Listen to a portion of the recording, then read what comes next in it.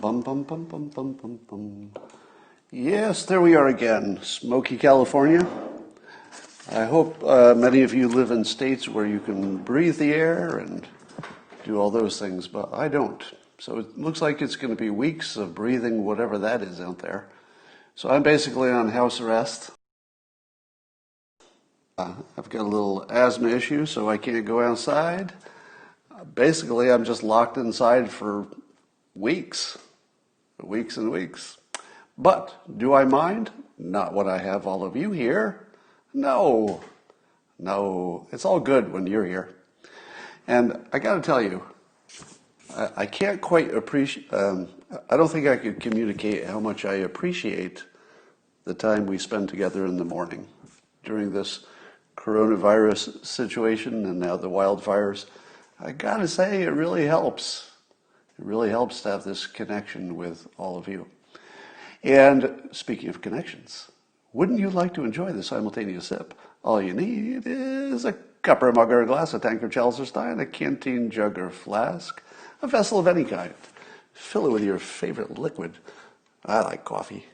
And join me now for the unparalleled pleasure, the dopamine hit of the day, the thing that makes everything better. It's called the simultaneous sip, and it happens now. Go.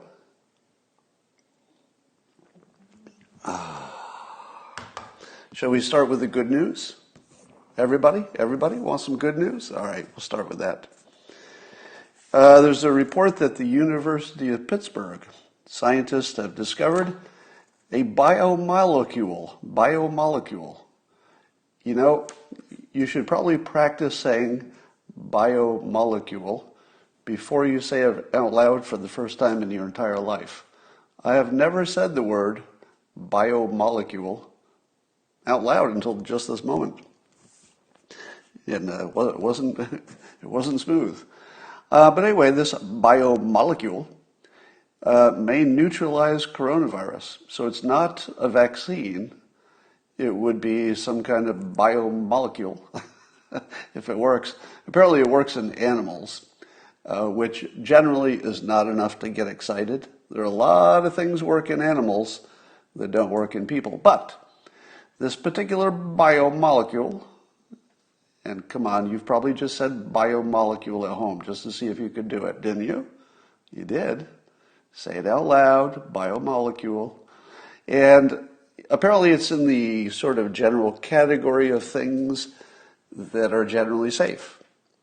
So it seems to just rapidly, just absolutely whack the coronavirus, and it looks promising. So we might have something that's, I don't know how long it would take to test this, but seems promising. My favorite story of the day is internet troll Jacob Wall faked an FBI an FBI raid on some guy I think he works with, Jack Berkman. And so the Washington Post actually picked it up as a real story. And I have to admit, as fakes go, this was really well done, because the videos and the pictures of what looked to be, it really looked like an FBI raid. Somehow they got FBI jackets, and I think they hired actors or something. and he puts on this whole fake FBI raid, and the Washington Post reported it like it was real. Daily Beast was onto him a little bit early. So that's funny. Now, I don't know why. You know, I can't figure out the next part. You know, I understand the part about, okay, internet troll puts on a prank. It's not his first prank, and it worked really well. But was that the only point? Was he just trying to see if he could get the news to report fake news? I don't know. I'm not sure what the point of that was. There will be some interesting news coming out of Rasmussen a little later today. I got a little heads up. I won't give you the details, but let me just give you a little tease. So Rasmussen, of course, does polling, and you're going to find out some details about this, but it turns out, and this might come as a surprise to you, this might come as a big surprise, so, you know, put your seatbelt on, because you're never going to believe this. Turns out that anybody who lived in a town that had protests/riots, not happy about it. They're just not happy about it. And will it affect their votes? Well, turns out yes.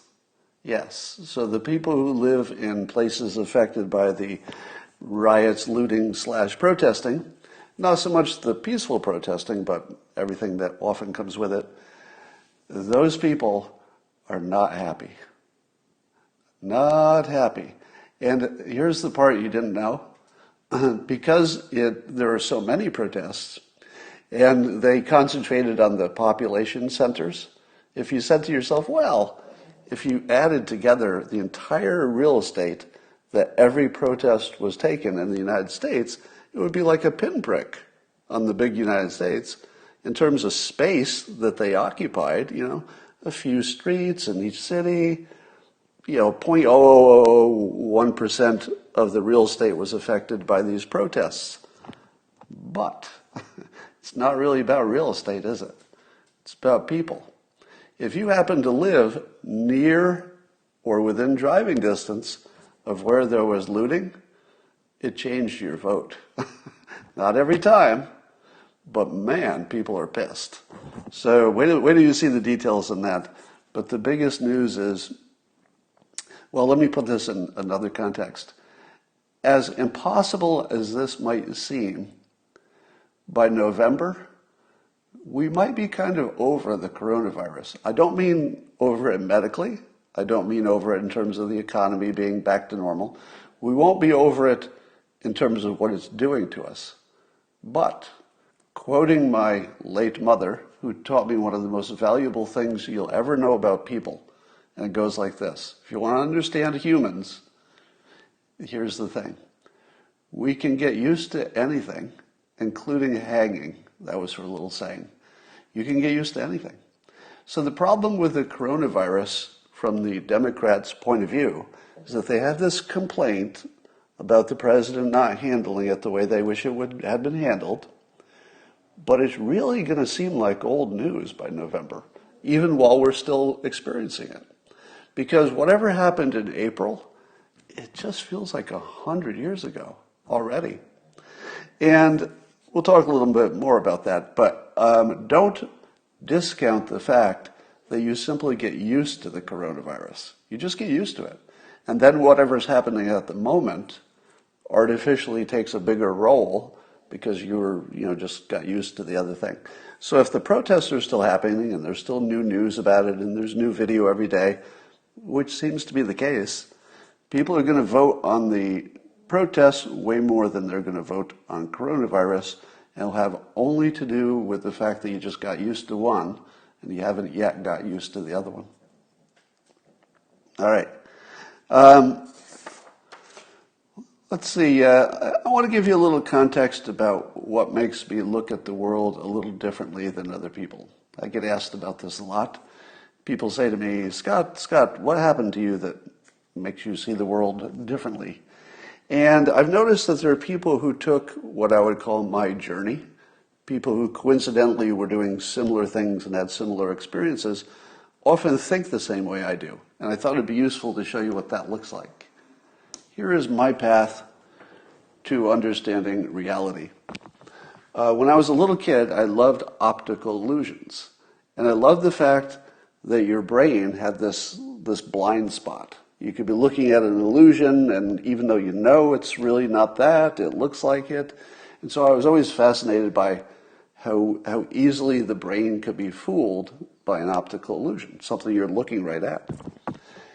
Then I started noticing that people had different religions. I was learning one religion, but people had different ones. And even at the young age of 11, I'd be saying to myself, okay, I don't know what's going on here because these religions are completely different.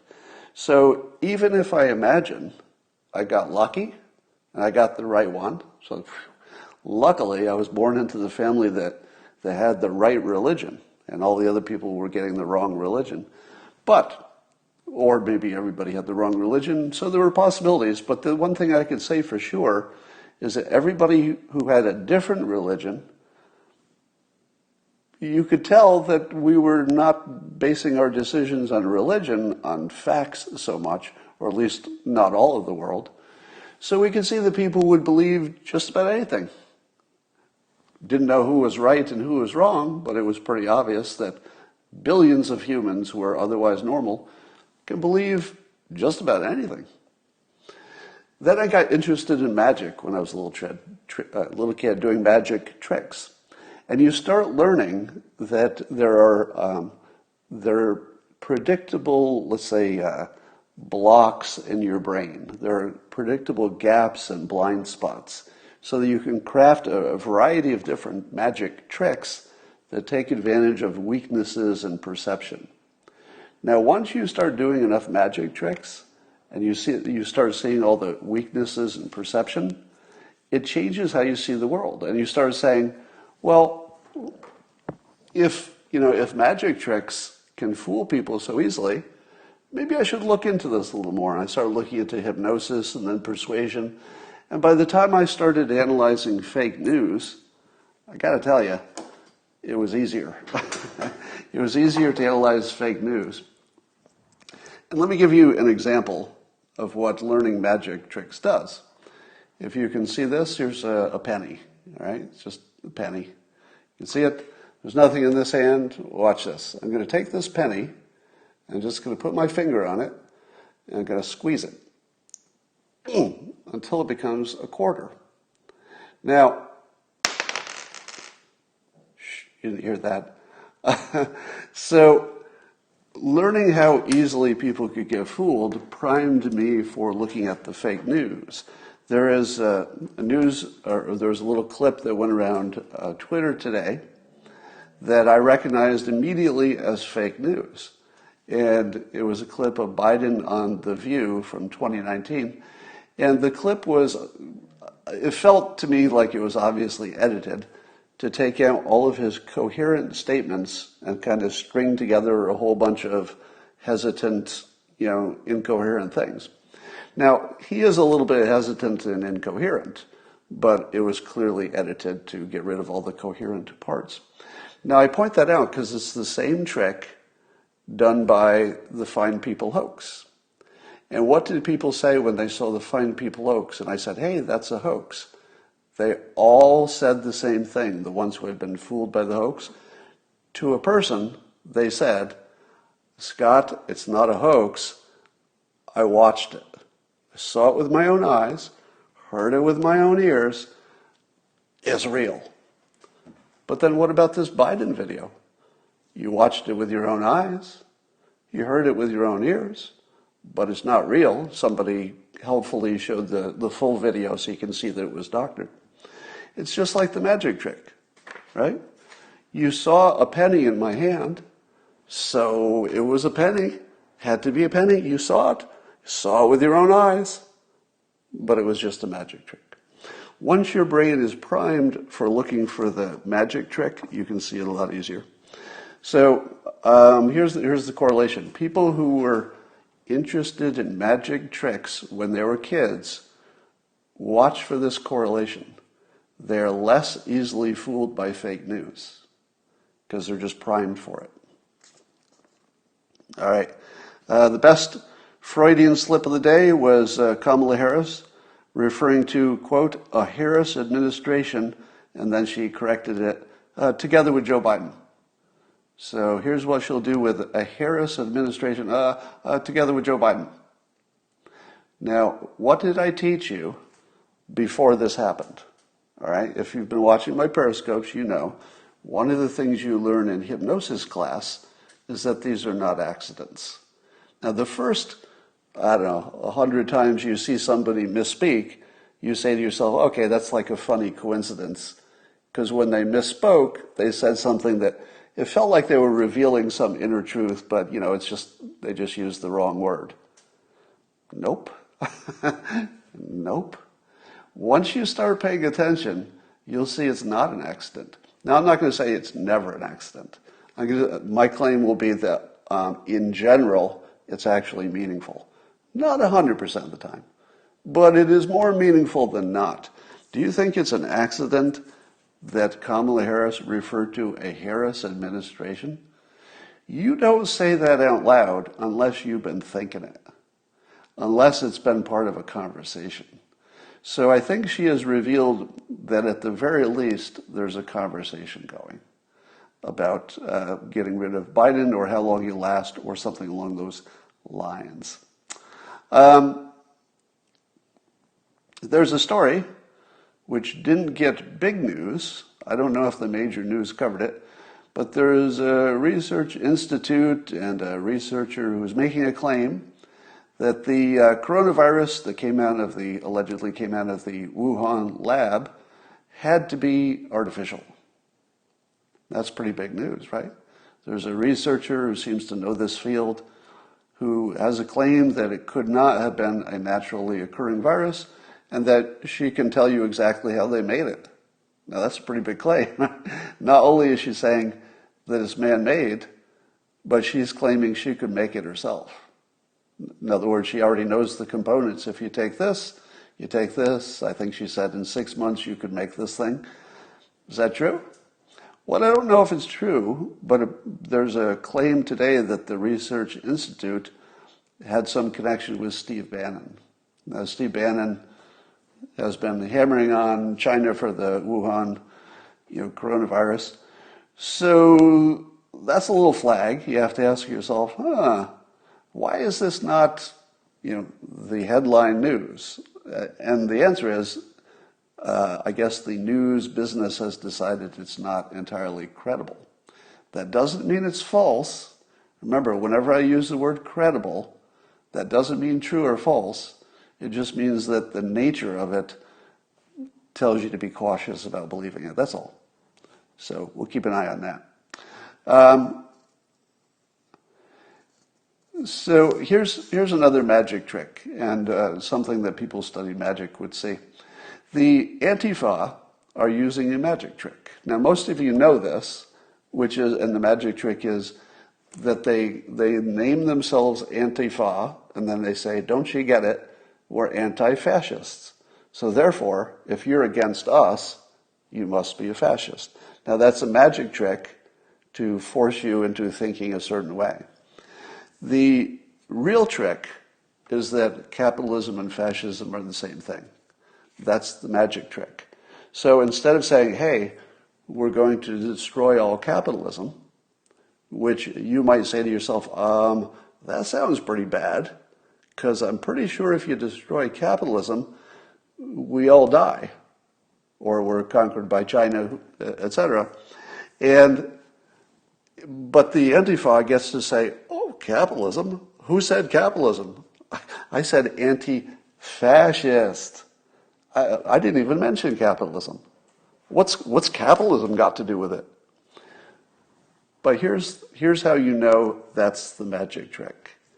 Have you ever seen the regular news interview somebody from Antifa and ask them this question? Can you tell us, is there such a thing as a capitalist system that you would not consider fascist? There isn't.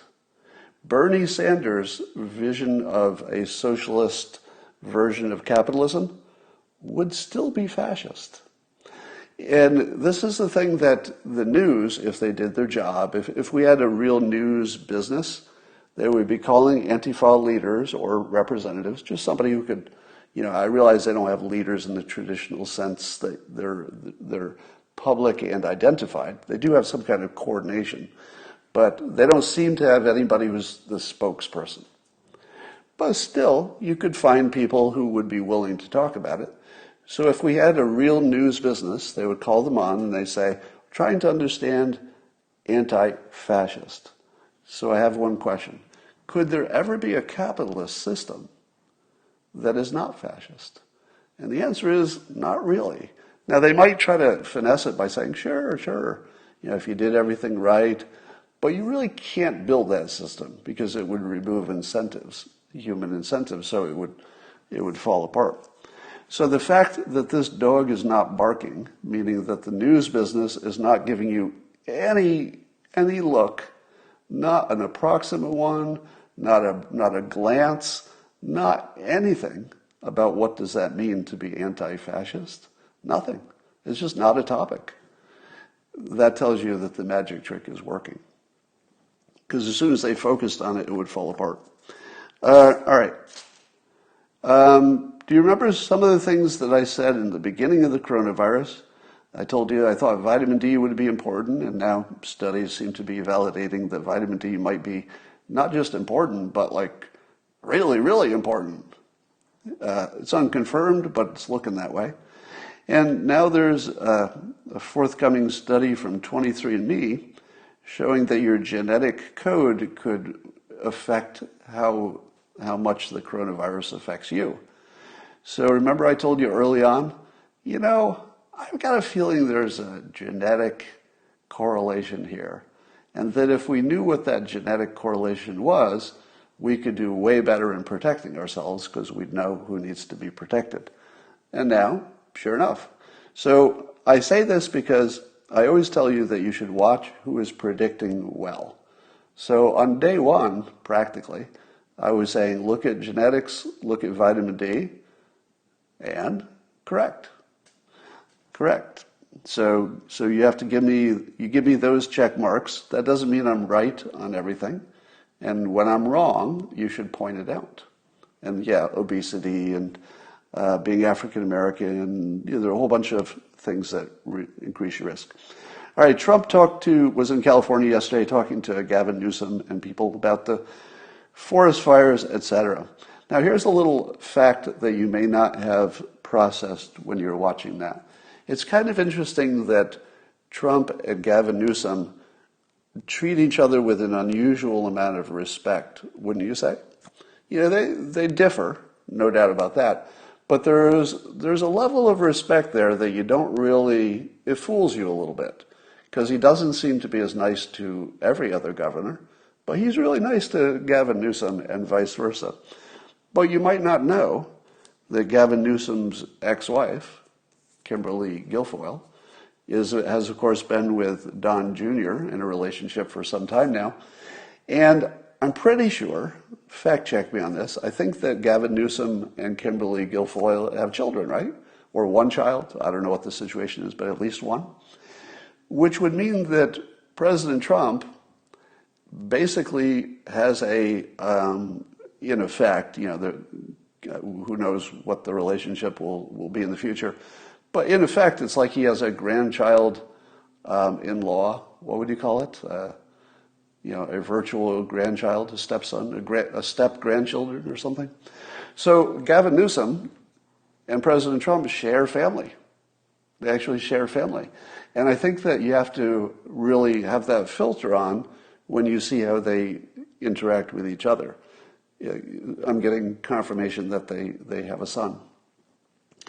And you can't discount how important that is, the personal relationship. And the president has been always good with the personal relationships. Anyway, what's interesting here is that Gavin Newsom was very diplomatic by saying, yes, forest management is a thing that needs to be done better.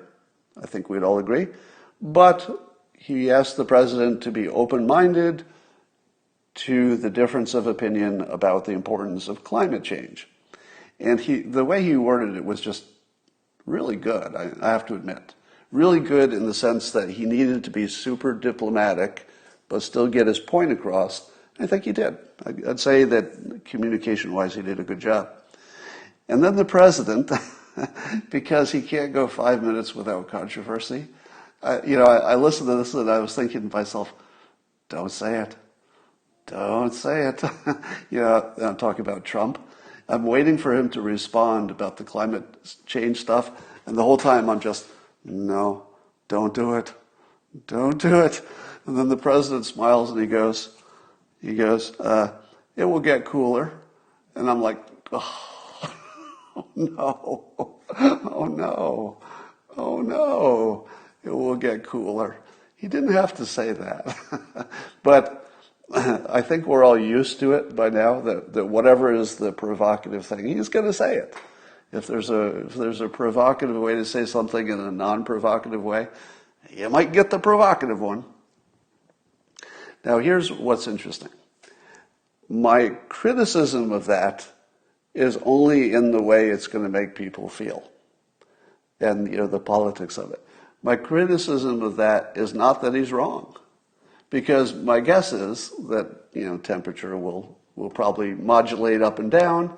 I happen to be on the side that says, in all likelihood, temperatures are going up on average. I don't think it's the end of the world. I think we'll figure out how to mitigate, and the disasters have gone down every year because we're better at managing everything from hurricanes to floods to you name it. Forest fires even, we're better at managing in a weird way. There's more to that story, but the point is that we would figure out how to deal with it, even if it's getting warmer, which it probably is. The president goes for the provocative statement that it'll get cooler. You just watch. Now, is that true? Well, we might have a few years where it's a little cooler on average, but I don't think in the long term it's going to stay cool. I could be wrong. Science can surprise you, but at this point, I would say the weight of science suggests that the temperatures will probably go up. We just don't know what that looks like. All right. So I wouldn't have said that if I were the president, but I doubt it changes anything at this point. And I would say this is another example where, and I say this often, if you think there's such a thing as a good president and a bad president, I think you're wrong. There's no such thing as a good president and a bad president. There are presidents who are well suited to certain tasks and maybe not well suited for others. The president is just absolutely not suited for anything but optimism. He just doesn't have a non-optimism mode. He doesn't give bad news. Now, does that mean he's a bad president? No. It means for some things where maybe we should be a little more worried, people would like to hear him give a little more negativity. But if you want to get your economy back, who do you want? It's like Ghostbusters. It's like, okay, if you want some fake optimism about something, he's just not always the right guy, because sometimes things need to be treated more seriously. But if you want to goose the economy, if you want to get a peace deal with another country, if you want to win 3 or 4 Nobel Prizes, he's your guy. Nobody does what he does well better than he does it. Let me put it let me frame it in a way you haven't heard me say before. In my opinion, the president is bad at easy stuff. All right? The president, President Trump, in my opinion, is bad, does a bad job at easy things. Now, an easy thing would be telling the country, oh, things are going to be bad. I have great empathy for you. Let me say things about, to end divisiveness, etc. All of the stuff that Biden says every day is the easy stuff. This president, waves his hand at the easy stuff, but I don't think he's good at it. But here's the thing. The president, and the reason that I've supported him from the start, he can do things that are impossible. So here's the frame. The president can do things that are literally just impossible. He's just not good at things that are easy. Now, the good news is the easy stuff doesn't seem to matter as much. Does it matter that he turned the entire psychology of North Korea around so that they're not really our enemy anymore? Yeah. Who thought he could do that? It seemed impossible, and then he did it. Did you think that there would be 2 peace deals in the Middle East? Nope. It seemed impossible, and then he did it. Did you think that when he pulled the forces out of the area that the Kurds were in Syria, and all the smart people said, no, they will be slaughtered, that'll be the worst thing in the world. And then it didn't happen. It was impossible to pull our troops out without a slaughter, and then he did it. It was fine. It was impossible to move the embassy to Jerusalem. He did it. It was impossible to recognize the Golan Heights, and then he just did it. It was impossible to get unemployment down to what it was before the coronavirus, and then he did it. How about telehealth? Just a tiny little example from a mountain of things that he changed with executive orders. Did you think it was possible that we would have telehealth that's now legal across state lines where it had been banned before? I didn't think so. I mean, technically anything's possible, but I didn't think it was going to happen. And he just signed a piece of paper. And it happened. And that was like the law of the land, essentially. So that's the frame. Not so good on little unimportant stuff where you have to say things just the right way.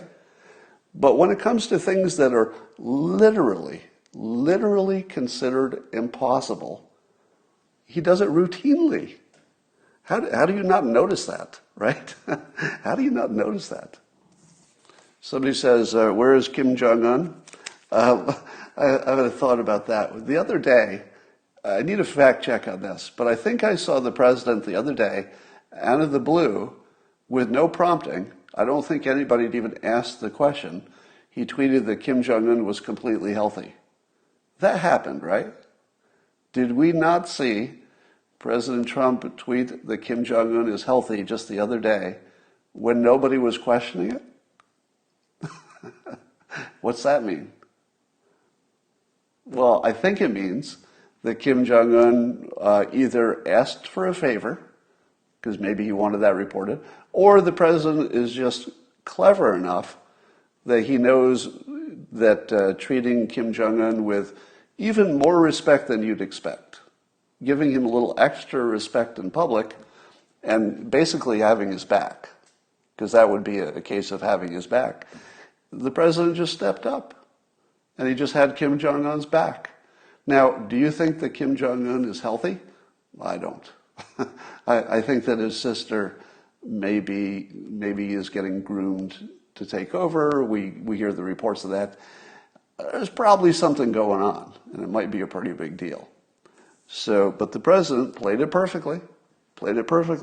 He just has the Kim Jong-un's back, and that will be good for the country. All right. The thing that I wish Trump had said about the forest fires is that we need nuclear energy, but I think that's just sort of people can't quite understand the topic yet. Probably 80% of the country still thinks you can't deal with the nuclear waste. You can. It's not that big a deal. A lot of the country thinks it's dangerous. It's not. They just are not up to date. And I think the president maybe just doesn't want that fight. Again, I'm not a mind reader. I would be only speculating. But it would be the obvious thing to say. And it would be provocative, so you would expect him to go there, but not. Here's something that somebody noticed when Gavin Newsom was blaming climate change for the fires. If you see the map, the fires go from the bottom of California to the top of the country. And then the fires, of which there are, I don't know, dozens or hundreds, and like the whole state of California looks like it's in fire in different places. And you go right up to the border of Canada, and there's no fires. So after the Canadian border, no fires. Now, is the climate that different a mile on the other side of the border versus a mile on our side? I don't think so. I don't think it's that different. So you have to ask yourself, is it management of the forests or not? Now, the thing that I would like to see is that our forests that have the biggest risk, we should be cutting these, 50-yard paths, crisscrossing them, so that there will be a natural fire break should something start.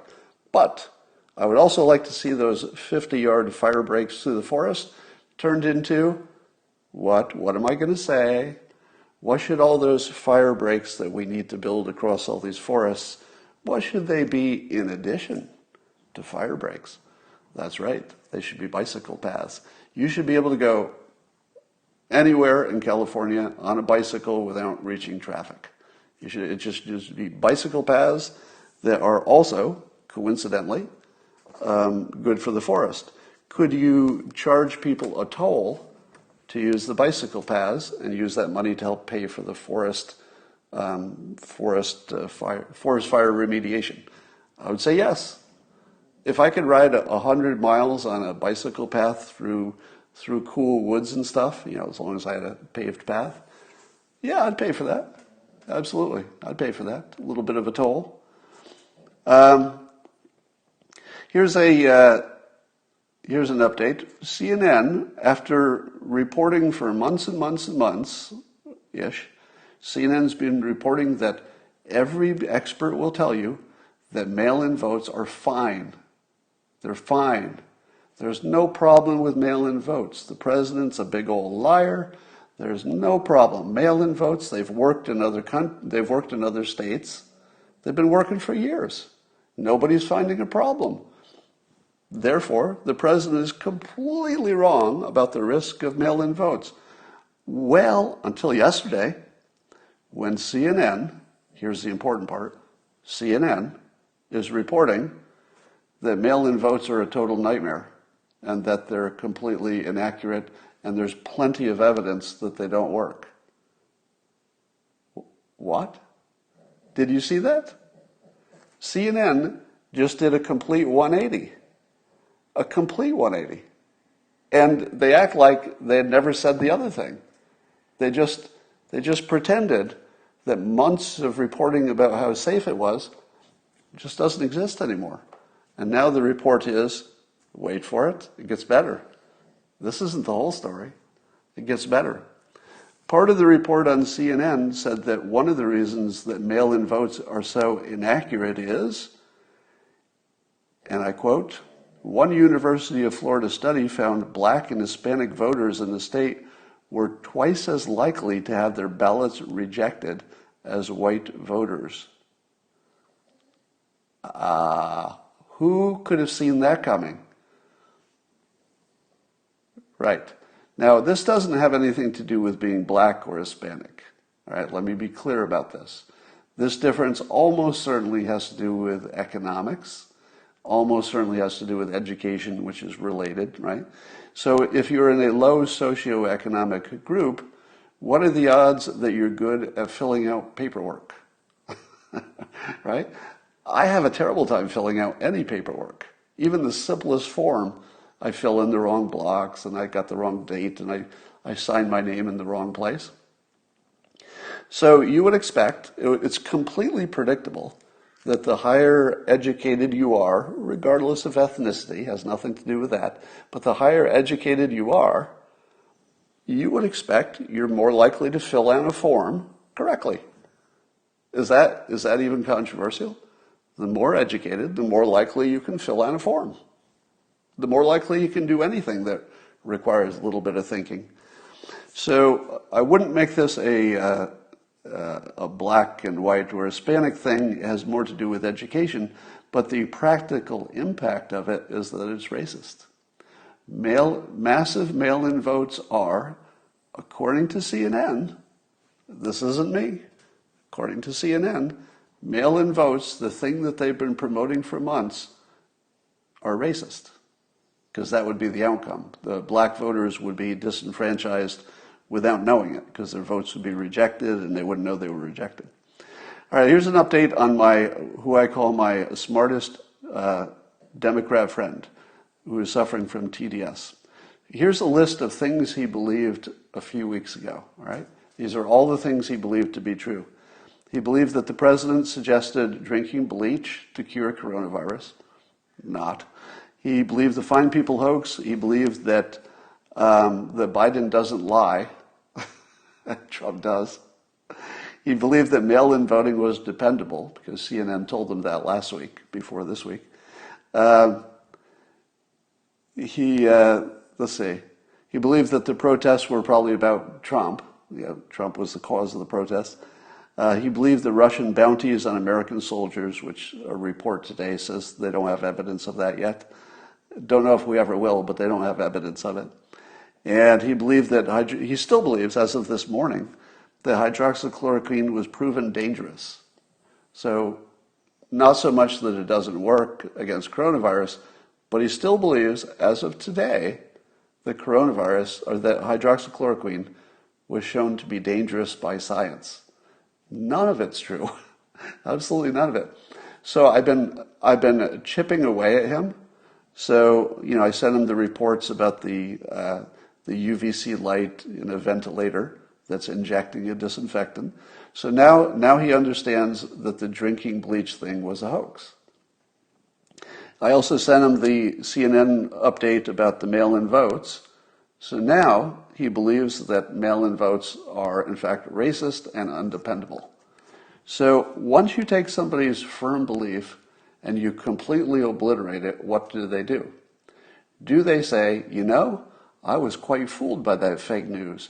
Now that you've informed me, I changed my opinion, and I acknowledge that you were right, and man, was I completely wrong up until now. Thank you for correcting me.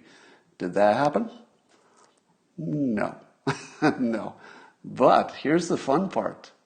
What didn't happen is cognitive dissonance. Cognitive dissonance is when somebody finds their worldview is wrong and then they just spout word salad. Instead, he simply softly redirected the conversation. And here was his answer. He talked about voting rights as a partisan issue. He talked about vote suppression and how not enough people vote.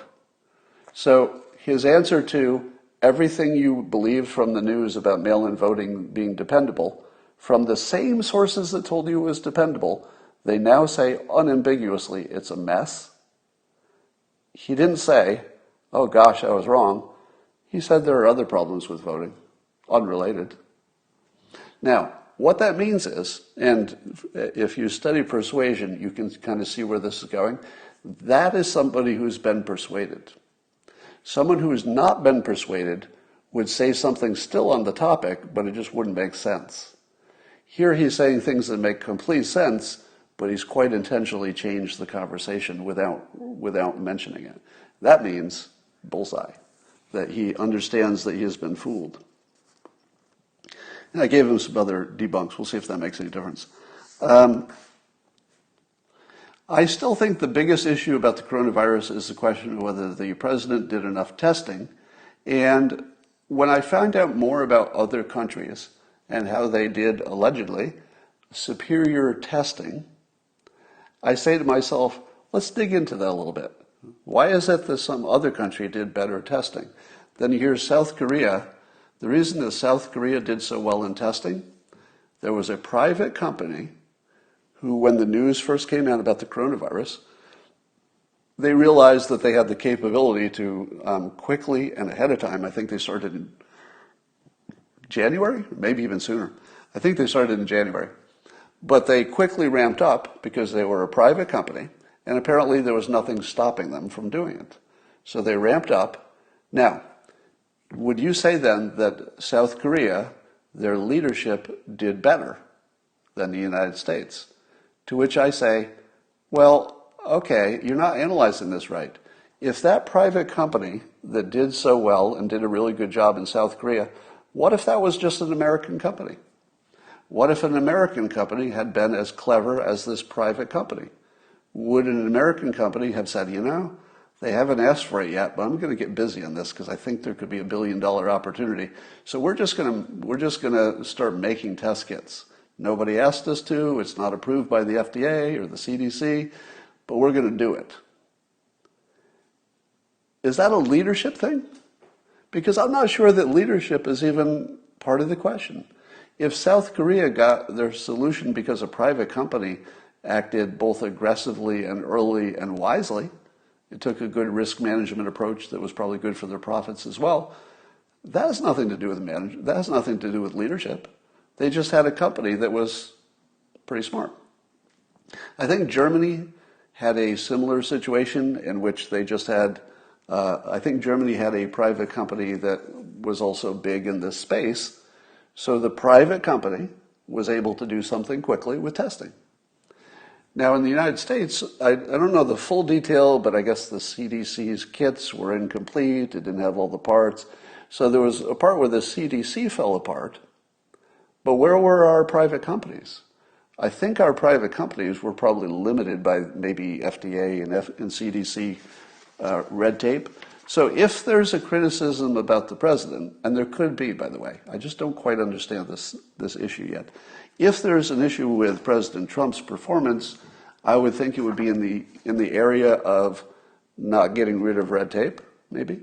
Maybe there was something our private companies couldn't do fast enough because maybe they were barred from doing it. Is that a thing? So there are a lot of people who will base their decision on what they believe about the president's leadership on testing, and they won't know anything about what actually happened. They won't know that it was probably just private companies making good decisions in other countries. That might be it. That could be the whole story. We don't know. Christopher Rufo is reporting that we thought that the president did an executive order banning critical race theory training, but apparently the CDC is just going to move ahead and do it anyway. So the CDC is going to have training classes on critical race theory. I think they tried to finesse it by not calling it that, but it is. And I have to wonder, at what point does this go to the Supreme Court? At what point does the Supreme Court say you can't teach this critical race theory stuff because it's just racist? Because it is racist. It's obviously racist. It's gigantically racist. So when is that going to happen? All right. Would you like to be scared about the future of humankind? I can deliver that. And it goes like this. In my opinion, the protests and riots that you're seeing around the country could not happen without artificial intelligence. Now, there could have been some protests, there might have been some things, but in terms of the extent of what we're seeing and the way it's affecting the country, we would not have this if not for AI. Here's what I mean.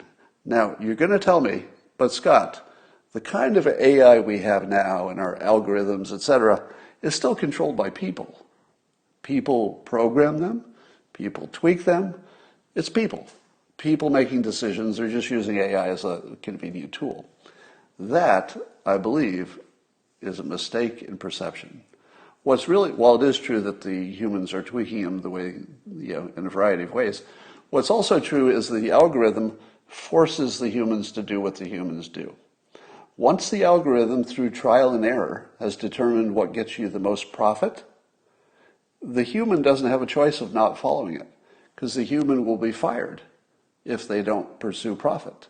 So you say to yourself, but the human has a choice. They don't have to do what the AI says just because the AI says, let's feed these ads or this news to people because it'll get them all worked up and they'll be angry and then they'll click more. The human, you could say in some technical sense, they could decide not to do it, but then they would be fired. And then the next person would do it. So you don't really, in a practical sense, have any way to fight the artificial intelligence. Once it decides that this is how you make money, you're going to do it. That's the way humans are wired. So we are already at the point where AI controls humanity. A lot of people are worried, like, what happens someday when the AI gets smart enough that it's sentient and then it's making our decisions? Well, I don't think you could argue it's sentient, but it's already making the decisions. That is literally true. AI is determining how mad you are, what news you saw, and what you clicked on. And that will determine the government. Because our government has to react to what the news and the public collectively want. Right? The government, in some cases, in limited cases, can do something the public isn't demanding. But for the most part, they have to do what the public demands. And the public is only demanding what the news and social media tells them to think. And it only does that because the AI is telling them what to think. So for all practical purposes, artificial intelligence is running the United States. It is. It's already done. So there's that. Mike Bloomberg is going to spend $100 million in Florida trying to make sure that the Democrats win Florida. And I thought to myself, all right, I believe in free speech and people should be able to use their money the way they want.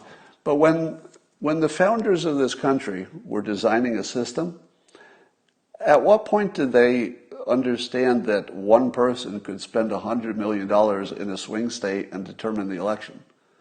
Would that be legal, do you think, if the founders knew that could have happened? I mean, I don't think they could have conceived of somebody with so much money. That would have been hard to imagine.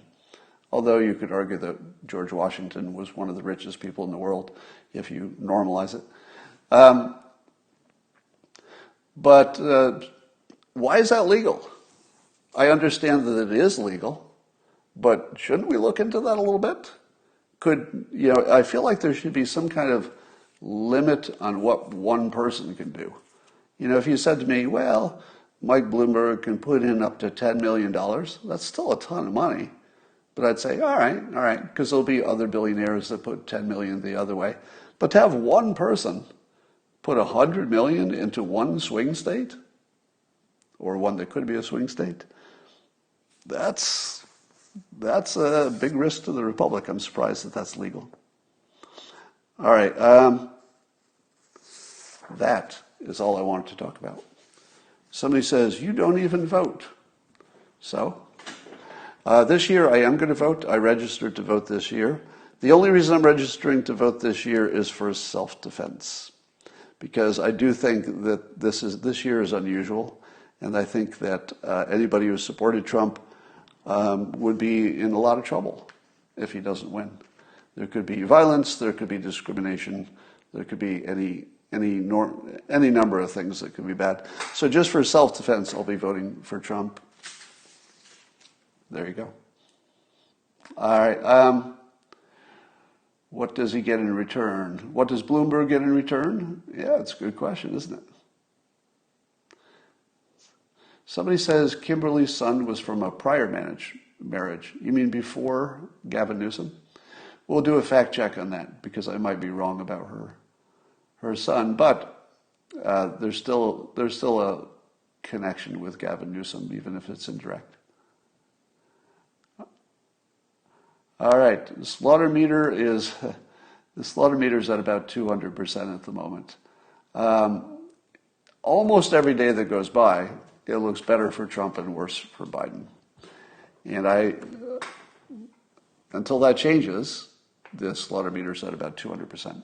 All right, that's all I got for now, and I will talk to you later.